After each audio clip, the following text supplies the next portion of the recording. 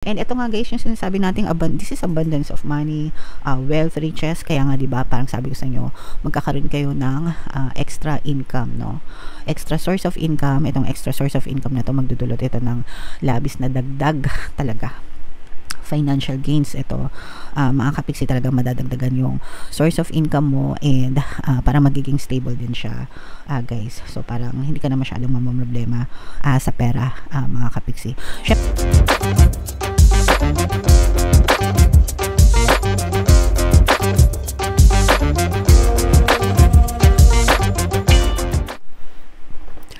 Hello guys, hello Scorpio, welcome back to Pinay Pixie Tarot. Ang pamagat ng episode natin for tonight is mid-month kapalaran para ngayong February 16 to 28 para sa Scorpio, Sun, Moon, Rising Sign, and Venus. So by the way mga kapiksi, pasensya na kayo kung medyo malaki yung boses natin, no? Kasi kakagaling lang natin ng sore throat, baka magulat yung iba sa inyo. So unahin natin tong deck na to guys, tingnan natin yung mga mensahe sa inyo, or yung mga ganap guys, no, ngayong February 16 to 28. So this is both negative and positive. Unahin natin yung negative guys, no, kasi for some of you medyo may mga konting stress kayo sa buhay nyo, mga kapiksi, mga nagpapasakit ng ulo, toxicity siguro guys. Ang susi dito guys is wag mag-isip, no, kasi yung overthinking leads to stress guys. Ibig sabihin, you keep on thinking about the same thing over and over again, which is negative, no? And yun yung nagkakos ng stress and anxieties, and hindi maganda yung stress sa katawan, hindi siya maganda sa isip, at hindi rin siya, may masamang epekto rin siya sa ating physical health, mga kapiksi. So wag na kayo ma-stress. Gawin nyo lahat ng magagawa nyo para may iwasan yung isipin yung bagay na maaari magbigay sa inyo ng stress, okay? Kayo lang yung makakagawa niyan guys, kasi kayo lang yung makakatulong yan sa sarili nyo. Gawin yung busy yung sarili nyo, ibaling nyo sa ibang bagay yung isipan nyo, mga kapiksi, okay? Alright. On the good side naman, ito sa relationship mga kapiksi, no? Saktong-sakto. Nag-enjoy ba kayo ngayong Valentine's? Valentine's, kailan ba natin ito i-release? Sakto February 14, Valentine's Day, no? So happy Valentine's Day sa inyo lahat. And sa mga kapiksi natin na Scorpio, no, yung iba sa inyo talagang mainit ang Valentine's Day, mga kapiksi. So congrats sa mga kapiksi natin na may init yung Valentine's Day. And kahit walang date, kahit walang chocolate, kahit walang roses, mga kapiksi, every day should be Valentine's Day, no? And yeah, so mararamdaman nyo yung loving connection, TLC, no, tender love and care with your person, mga kapiksi. So yeah, kinikilig ako para sa inyo. Alright, nako, baka kiligin naman kayo guys. And of course, good health, mga kapiksi. Ito yung maganda, good news to for your good health guys, as long as walang stress, mga kapiksi, no? Ibig sabihin maganda yung kalagayan ng inyong kalusugan, physical, mental, emotional, and even spiritual. Pero syempre guys, this is something na dapat hindi nyo tinitake for granted. Always kayong magpa-check up, no, sa mga manggagamot, sa mga doktor, mga kapiksi, kung kailangan. And syempre alagaan nyo din yung katawan nyo, yung sarili nyong kalusugan, healthy mind, healthy body, healthy mind, and of course diet, exercise, at saka yung enough rest, mga kapiksi. Okay, alright. So comment down below, Scorpio, if feeling nyo naka-resonate kayo dyan. So tingnan natin yung ganap sa inyo guys ngayong February 16 to 28. Shuffle ko to guys. Habang sinashuffle ko to, panoorin nyo muna yung video natin regarding sa ating paano mag-manifest ng abundance video course. Kapiksi, sawa ka na ba sa mga struggles at hirap sa buhay mo? Masipag ka ba at masikap sa buhay ngunit hindi ka pa rin umaasenso? Ilang beses ka na bang nag-attempt magnegosyo at mag-invest pero palagi ka pa rin nalulugi? Sa pagkakataon na ito ay maaaring may subconscious beliefs ka na nagiging balakid sa iyong pag-unlad at pagyaman. Introducing, paano mag-manifest ng abundance video course. Dito ay matututunan mong ma-overcome ang mga balakid mo para tuluyan ka ng umunlad, umasenso, sumagana, maging matagumpay, successful at maswerte sa iyong kabuhayan, pera, trabaho, negosyo, salapi at kaperahan ng bonggang-bongga. Dali, mag-send na ng email sa pinoypixie@gmail.com at simulan na ang iyong pagyaman ngayon. Alright, so sa lahat ng gusto mag-avail ng course guys, yung promo natin, naka-flash sa screen nyo. Una, meron tayong paano mag-manifest ng abundance video course. Meron din tayong paano mawala ang third party at magkaroon ng harmonious na relationship. And meron din tayong email coaching, manifest your desires using the law of attraction. So, if interesado kayo dyan guys, mag-send lang kayo ng email sa pinoypixie@gmail.com. So, Scorpio, kayo ay represent ng Queen of Cups sa ating spread, mga kapixie. Tingnan lang natin yung cards, guys. These are very positive energies, mga kapixie. Ito yung sinasabi natin, guys, na medyo naiipit kayo sa isang sitwasyon. Ito yung nagpapadala sa inyo ng stress, mga kapixie, no? So, medyo naiipit kayo sa isang negative situation, mga kapixie, and parang hindi nyo alam kung paano kayo makakawala dyan sa sitwasyon na yan, mga kapixie. At saka parang meron din kayong inaasahan na tulong guys, pero hindi siya dumadating sa inyo. So parang yun din yung nagkakos ng anxiety sa inyo, na parang iniisip nyo bakit hindi nila ako tinutulungan, bakit pinabayaan nila ako or something like that, guys. Kaya parang medyo napaprating kayo sa kakaisip, mga kapixie. So sa mga kapixie natin na may stress, guys, meron tayong Tagalog guided meditation para mawala ang stress and anxiety. So, pwede nyo pakinggan yun, mga kapixie, para mabawasan yung stress nyo sa buhay. Nandun lang yan sa homepage natin. Scroll nyo lang. Bandang baba, guys. May kita nyo. Okay?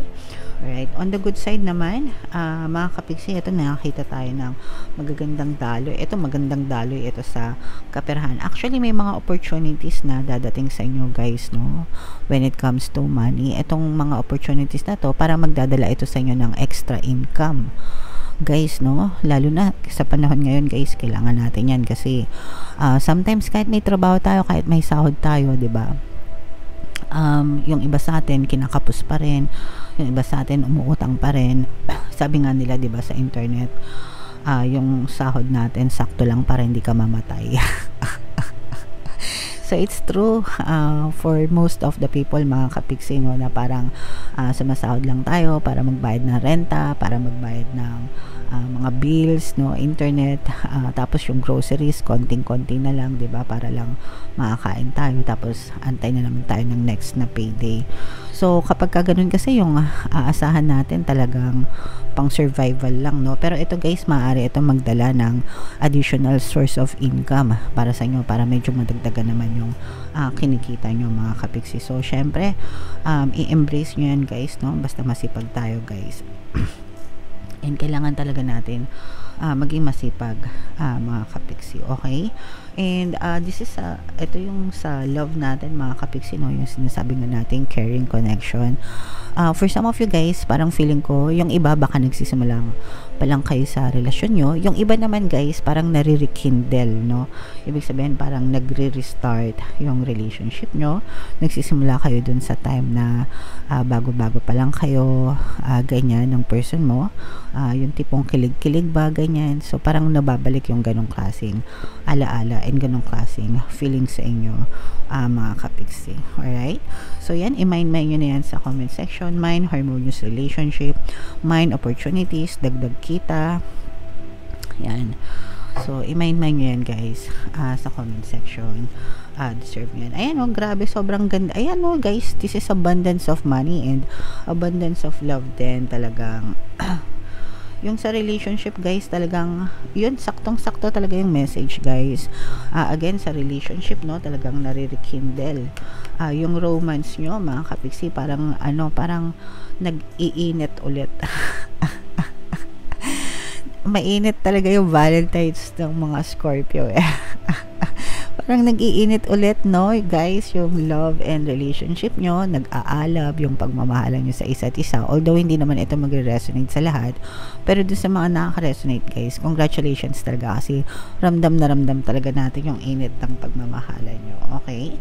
And ito nga, guys, yung sinasabi natin, this is abundance of money, wealth, riches. Kaya nga, diba, parang sabi ko sa inyo, magkakaroon kayo ng extra income, no? Extra source of income. Itong extra source of income na to, magdudulot ito ng labis na dagdag talaga. Financial gains ito. Mga kapiksi talaga madadagdagan yung source of income mo and parang magiging stable din siya.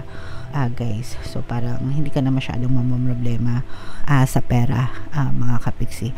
Syempre, when it comes to money, guys, sa totoo lang, it's one of the easiest things to manifest, Scorpio. Basta wala kayong stress, wala kayong anxieties, wala kayong worries, wala kayong